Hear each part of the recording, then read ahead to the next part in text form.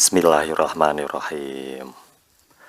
Baik, langsung saja kita mensimulasikan tugas kerja KPPS atau tugas KPPS Pemilu 2024. Baik, langsung untuk mengefisienkan waktu ya. Pertama yaitu pemungutan suara. Untuk langkah yang pertama, KPPS mengumumkan hari dan tanggal pemungutan suara paling lambat 5 hari sebelum hari pemungutan suara, yaitu 9 Februari 2024 dengan cara 1. Menggunakan pengeras suara di tempat-tempat ibadah. 2. Menempelkan pengumuman di papan pengumuman. 3. Bentuk pengumuman lain yang lazim digunakan di kelurahan setempat. 4. Digital flyer. Ya, jadi ada 4 ya. KPPS menyiapkan formulir C pemberitahuan KPU kepada pemilih DPT dan melalui secara langsung paling lambat 3 hari sebelum hari dan tanggal pemungutan suara, yaitu 11 Februari 2024. Ini adalah bentuk surat pemberitahuan. Setelah pemilih menerima C pemberitahuan KPU dan mendatangani ya. Jika pemilih tidak berada di tempat, maka langkah yang pertama, KPPS dapat menyampaikan formulir model C pemberitahuan KPU kepada keluarganya ya. Pemilih dan keluarga pemilih tidak berada di tempat tinggal, maka KPPS dapat menyampaikan foto atau dokumen digital formulir C pemberitahuan dalam format pesan elektronik kepada pemilih. Apabila dengan 3 hari sebelum pemungutan suara, ya, pemilih DPT belum menerima formulir C pemberitahuan KPU, pemilih tersebut dapat meminta formulir C pemberitahuan KPU kepada Ketua KPPS. Dalam hal sampai dengan 1 hari sebelum tanggal pemungutan suara, KPPS menemukan pemilih, ya. KPPS menandai atau mencatat keterangan pada formulir C pemberitahuan. KPPS wajib melaporkan formulir yang tidak disebutkan kepada PPS hingga pukul 5 ya. Ini adalah contoh formulir C pemberitahuan KPU ya. Dan pengaturan waktu kehadiran pemilih di TPS ya. Jadi dibagi supaya bisa teratur ya, dan kemudian pengaturan waktu kehadiran pemilih di TPS Bapak Ibu bisa cek ya. Untuk catatan, apabila pemilih DPT belum sampai ya kita harus menunggu ya. Pengaturan waktu kehadiran pemilih di TPS, pemilih daftar pemilih khusus atau DPK itu jam 12 sampai jam 1. Ini adalah bentuk formulir BA ya, pengembalian ya. Ini adalah lokasi pengambilan video di kantor KPU Jakarta Timur ya. Jadi KPPS menerima perlengkapan pemungutan suara ya.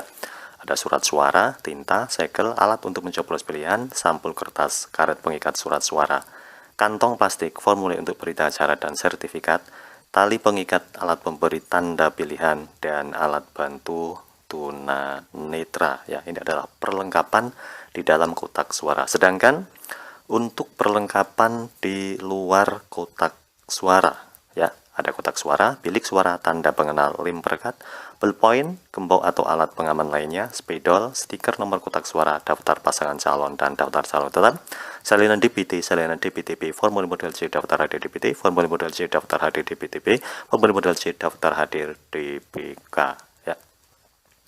Ini adalah perlengkapan di luar kotak suara. Bapak Ibu bisa pahami ya untuk peralatan. Selanjutnya untuk persiapan pemungutan suara ya. KPPS menyiapkan TPS tentunya ya. H-1 ya. Ini masih lokasi pengambilan video itu di kantor KPU Jakarta Selatan ya. TPS dapat dibuat di ruang terbuka dan atau ruang tertutup ya. Disarankan untuk ruang tertutup supaya kalau hujan aman. TPS tidak dibuat di dalam ruangan tempat ibadah, tidak boleh ya. TPS tidak boleh di masjid ya. Selanjutnya ukuran TPS panjang 10 meter kali lipat 8 atau dapat disesuaikan dengan kondisi setempat ya. Jadi bisa melihat, kita bisa kondisional ya. TPR harus sudah selesai paling lambat 1 hari sebelum hari dan tanggal pemungutan suara, berarti hari Selasa tanggal 13 ya. Jadi buat Bapak Ibu, untuk tanggal H-1 itu sudah jadi. Denah pemungutan suara ya di sini ya. Untuk denah pemungutan suara tertera ya. Di sini ada petugas pengaman ya di pintu masuk dan pintu keluar ya. Kemudian kita ke PPS 4 dan KPPS 5 untuk pencatat kehadiran pemilih ya. Kemudian KPPS 1, 2 dan 3 itu memanggil ya. Untuk mewujudkan pemilu yang aksesibel bagi pemilih di SPK KPPS, memberikan TPS memenuhi kriteria berikut ya. Di sini ada 6 kriteria ya. Yang pertama, TPS tidak didirikan di lahan yang berbatu-batu ya, berbukit. Kemudian lebar pintu masuk dan keluar itu setidaknya 90 cm ya. Bapak Ibu bisa cek ya. Hingga nomor 6, menyiapkan kursi duduk prioritas ya bagi lansia, ibu hamil dan disabilitas ya. Untuk yang selanjutnya, Ketua KPPS menjelaskan kepada anggota KPPS mengenai ya. Jadi petugas KPPS itu menjelaskan kepada anggota, satu, tata cara pelaksanaan pemungutan dan penghitungan suara di TPS ya. Itu tentunya harus disampaikan ya. Kemudian yang kedua, pembagian tugas anggota KPPS ya. Yang ketiga, penjelasan kepada anggota KPPS dilakukan paling lambat 1 hari sebelum hari pemungutan suara, sama ya, tanggal 13 ya, sembari kita persiapan untuk tempat TPS ya. Selanjutnya KPPS menambahkan DPT, DPTB, DPC, Daftar Pelaksanaan Calon, dan DPC, Daftar Calon Tetap anggota DPR, DPD, DPRD Provinsi di TPS ya. Jadi kita harus dipasang di tempat TPS. Selanjutnya untuk pelaksanaan pemungutan suara ya. Ini lanjut. Dan pastikan persiapan pelaksanaan pemungutan suara dilakukan pada pukul 6 waktu Indonesia di TPS ya. Kalau di daerah kita itu pukul 7 ya. Selanjutnya pemeriksaan persiapan akhir pemungutan suara ya. KPPS memeriksa TPS dan perlengkapannya tentunya ya. Lanjut, untuk yang selanjutnya, menempatkan kotak suara masing-masing jenis pemilu beserta kelengkapan administrasinya di depan meja Ketua KPPS ya. Kemudian mempersilahkan dan mengatur pemilih untuk menempati tempat duduk yang telah disediakan ya. Jadi setelah kita masuk, setelah kita daftar, kita menunggu pemanggilan ya untuk mencoblos. Kemudian menerima surat mandat dari saksi dan menerima surat tugas dari pemantau atau pewarta ya, atau media ya. Untuk yang selanjutnya, ketentuan saksi di TPS ya. Jadi ada poin-poin ketentuan saksi di TPS. Itu ada saksi paling banyak 2 ya. Selanjutnya, Ketua KPPS membuka rapat pemungutan suara ya. Dan Ketua KPPS memimpin pengucapan sumpah atau janji anggota KPPS dan petugas ketertiban TPS atau Linmas ya. Jadi Linmas dan anggota KPPS itu disumpah ya. Yang menyumpah yaitu Ketua KPPS atau KPPS 1 ya. Jadi Ketua KPPS memimpin pengucapan sumpah janji kepada anggota dan Linmas ya. Terus yang selanjutnya ya, selain kita mendengarkan daripada sumpah dan kita mengucapkan sumpah janji ya,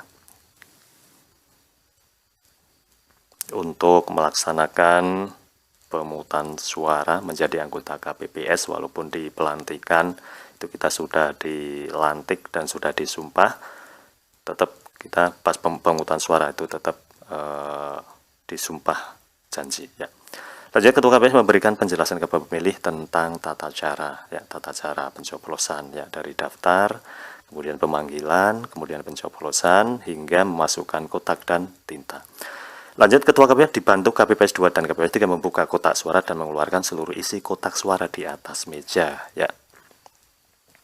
Selanjutnya membuka kotak suara ya. Jadi nanti yang membuka kotak suara itu KPPS 1, 2 dan 3 ya. Ketua dibantu oleh KPPS 2 dan 3 ya. Selanjutnya untuk mengidentifikasi dan menghitung jenis dokumen dan peralatan ya. Mengidentifikasi dan menghitung jenis dokumen dan peralatan. Ya, jadi dihitung dulu, memastikan sampul yang berisikan surat suara itu masih disegel atau masih tersegel dengan rapat ya. Jadi seperti ini, setelah kita buka, kita ambil dan kita tunjukkan kepada saksi-saksi. Memastikan kondisi kotak suara sudah kosong dan menunjukkannya kepada pengawas TPS. Ini jangan sampai lupa ya, jangan sampai ada yang ketinggalan di dalam ya. Pastikan bahwa kotak suara itu benar-benar sudah kosong. Menutup dan menyegel kembali kotak suara ya. Jadi kita tutup dengan menggunakan kabel tis atau tali tis pengikat ya. Baik, langsung yang kotak suara di sini tertera ya. Setelah itu menghitung dan memeriksa surat suara yang diterima termasuk surat suara cadangan untuk masing-masing jenis pemilu ya. itu 2% ya. Untuk cadangan atau tambahannya itu 2%. Untuk yang selanjutnya ya, memastikan surat suara sudah sesuai dengan dapil ya. Sudah pas, kemudian KPPS memberikan salinan daftar pemilih kepada saksi dan pengawas TPS ya. KPPS itu memberikan salinan daftar pemilih kepada saksi dan TPS. Untuk yang selanjutnya ya, Ketua KPPS memberikan penjelasan kepada pemilih, saksi, dan pengawas TPS mengenai jumlah surat suara yang diterima, tata cara pemberian suara, tata cara penyampaian keberatan, tata cara oleh pemantau pemilu, pembagian tugas anggota KPPS ya, walaupun H-1 sudah dijelaskan. Lanjut untuk pelaksanaan pemberian suara ya, pelaksanaan pemberian suara. Baik, langsung untuk pelaksanaan pemberian suara ya, pemilih menuju KPPS 4 ya. Jadi setelah datang, petugas keterlibatan TPS mempersilahkan pemilih memasuki TPS. Ya. KPPS meminta kepada pemilih untuk menunjukkan seluruh jari tangan pemilih dan memeriksa tinta pada seluruh jari tangan pemilih. Ya, jadi diperiksa dulu ya. Jangan sampai orang yang sudah mencoblos atau kena tinta itu mencoblos. Ini tugas KPPS 4. KPPS memeriksa chip pemberitahuan KPU model A surat memilih KPU dan meminta pemilih menunjukkan KTPL atau suket ya. Jika tidak dapat menunjukkan KTP elektronik atau suket, dapat menunjukkan dokumen kependudukan berupa fotokopi KTP elektronik, fotokopi KTP elektronik ya, yang berbentuk digital. Ya. KPPS memeriksa nama pemilih sesuai dengan salinan DPT atau DPTP, serta memberi tanda pada kolom nomor kolom nomor urut pemilih dalam salinan.